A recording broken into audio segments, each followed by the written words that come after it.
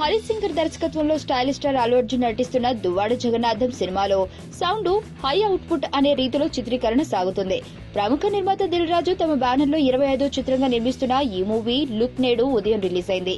Chetak scooty పైన కూరగాయలను పెట్టుకుని నడిపిస్తున్న అయ్యవారి గెటప్ లో అల్లు అర్జున్ లుక్ అదిరిపోయింది. ఎంతో ప్లెజెంట్ గా కనిపిస్తున్న ఈ లుక్ మెగా అభిమానులకు తెగ నచ్చేసింది. అయితే ఈ పోస్టర్ లో 2 అంశాల గురించి నెటిజన్లు ఎక్కువగా చర్చించుకుంటున్నారు. ఒకటి స్కూటర్ నంబర్ 2425.